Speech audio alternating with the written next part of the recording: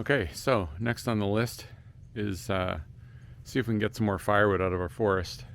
We've only got about wood till about the end of January, I think, maybe early mid-January. We're getting a couple cords delivered, but they're really backed up, and the supplier is, and won't be able to get it to us till early January. So we've got a month, so we're going to be cutting it close. So I'm going to, pardon the pun, so I'm going to see if I can find some dead trees that we can drop, because they'll be dry enough to burn right away. So that means going into the forest with our little trusty Kubota RTV side by side. It's a cute little thing, 3-cylinder diesel, all-wheel drive. Fill it up with fuel about once every month or two. It's easy to forget to fill it up because it gets such amazing fuel mileage. So what we've got in the back here, flip this around, is got our big chainsaw for falling trees, and got our little chainsaw for bucking them to length, including our measure gauge there. I'll show you how that works later. We've got safety chaps, of course, full coverage safety chaps, helmet with hearing protection on them, and face shield, and then axe and a little hatchet. And in the bag here I've got a heavier pair of gloves, because these gloves I wear for actually chainsawing, but they're not very thick. So these leather gloves are good just for moving around wood, but they don't have a good dexterity for chainsawing. I've got water because it's so dry out here. I've got spare hearing protection in case I'm just doing some stuff that doesn't really require the helmet, although normally I wear my helmet. Got 2 sizes of chainsaw file for doing touch-ups in the field to the chain if it gets dull, when it gets dull. I've got a few falling wedges here, so we don't use these for splitting, but if you want to try and get a little bit bigger of a gap in your tree that you're cutting, and try and nudge it the way that you want it to fall, then those are helpful. You just pound those in. And then we've got a wood moisture meter, so we have to have about less than 20% moisture in the wood to make it burn efficiently. And then of course we've got fuel, our 2-stroke oiled fuel, so pre-mixed fuel is what I'm trying to say, in the big container there. And then that little container is bar oil, and we fill the chainsaws with 2-stroke oil and bar oil every time. So I was in the woods last week, but there is more snow now this week than there was last week. So hopefully we can make it, and as you can see, maybe it is just ever so lightly falling nice fluffy flakes of snow. It's very pretty. Hopefully we don't get stuck. Oh, and one more thing. I always carry a few extra chainsaw chains with me. I hang them up here so they don't get tangled as stuff happens, jostling around. I've got a short one for the little saw and 2 big ones. I'd sharpen with a grinder, with a chainsaw grinder, and it's way more consistent and even than a file. You just can't do it as consistently as a machine can with a file, plus it's faster. So rather than sharpening the chains, I just change them out, because I can change them out faster and I can sharpen them, and then I get a perfectly sharpened chain. The only reason I bring files is just in case I'm almost finished and I just need a little bit more cutting. It just isn't worth it to change the chain. And of course, one thing I didn't mention is I have in this bag is a trusty chainsaw tool. So always got to carry one of these with you if you're using chainsaws. It's kind of 2 wrenches and a screwdriver in one, so you can replace chains, adjust chain tension, and pretty much take half the chainsaw apart with that one tool. They're really well designed for that. So yeah, okay, let's see if we can get going without getting stuck.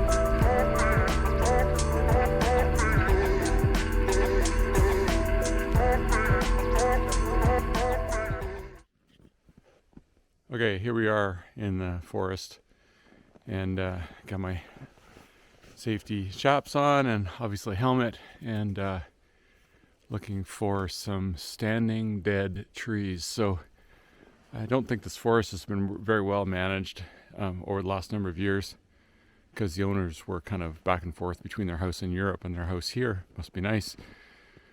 And they were getting up there in age, so it takes a lot of effort to cut this kind of wood. But let me turn this around here and show you what I'm looking at.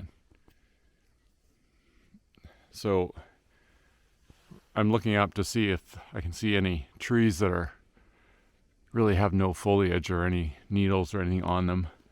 We've taken a lot out of here already, but you can see how dense this forest is, and it's just not good for the trees that are standing. So I'm going to take this one down right in front of me. It's just a little one. It's only about 4 inches in diameter, but I don't know if you can see that. But it's this guy here is dead, standing. There's nothing on him. You can almost probably push him over.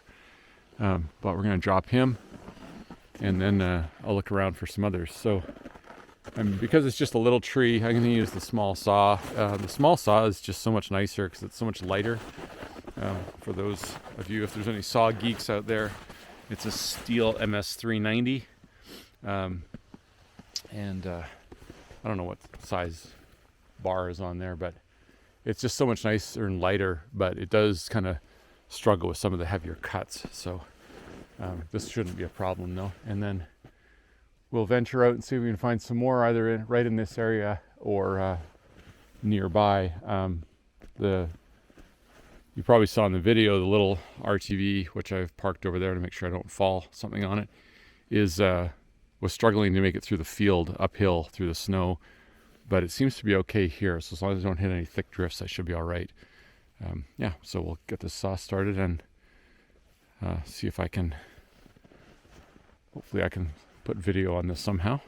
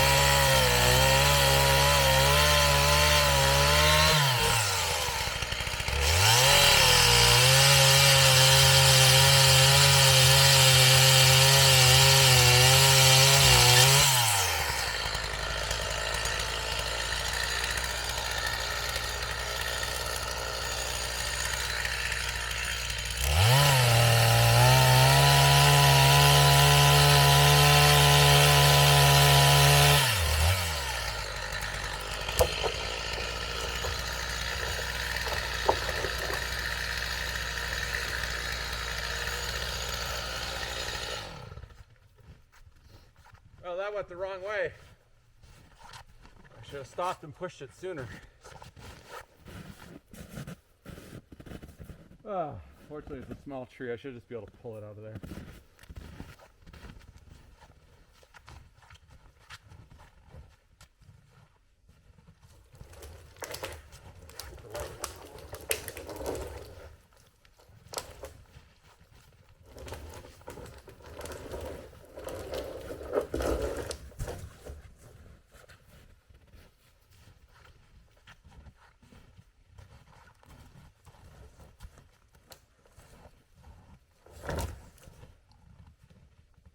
Oh, it's kind of stuck. Definitely dead though. It's very, very light. Whole tree probably only weighs 150 pounds or something. It's just caught in between those trees there, so.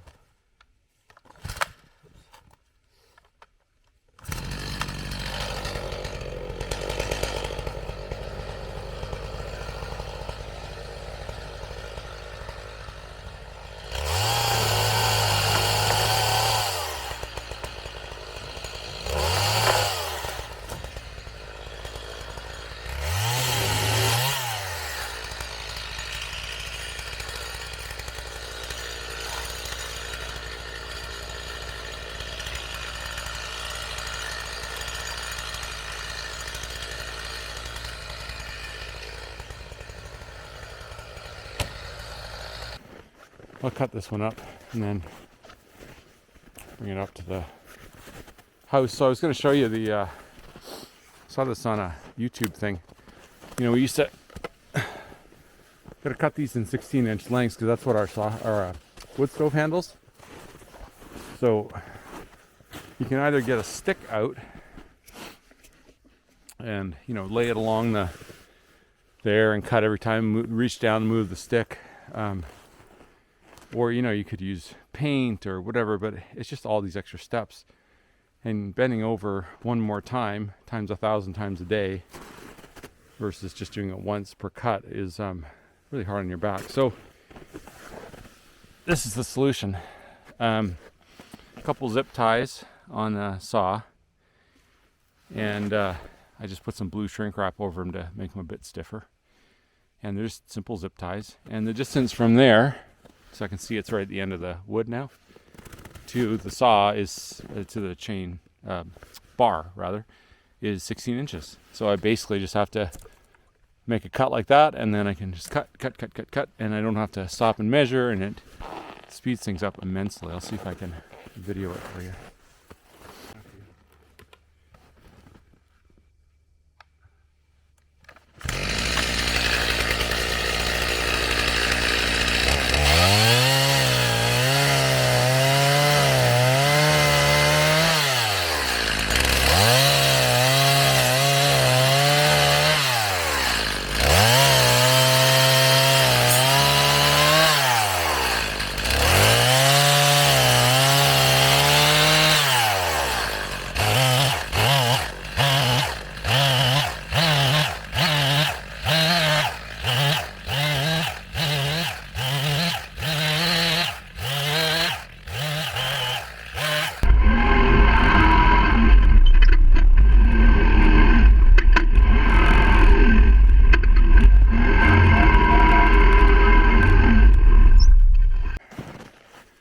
Okay, so loaded all that up, managed to back the Kubota in without much effort. So if you remember the load of wood I brought up from the woodshed earlier in the video, and that was heaping full. So this is what the work we just did gets you. About a quarter or 20, 10, 15% of that big load. That was, the big load was, you know, what, that high? So, well, because this is dead, we can burn it right away. So I'm not going to take it down to the woodshed. I'm just going to go straight up to the shop with it. And we'll just have to cruise around later, try and find some more standing dead ones. And then in the spring, we just have to be on the ball more to get some big ones dropped, cut, split, and dried. So, yeah. So that's Saturday morning here on the ranch.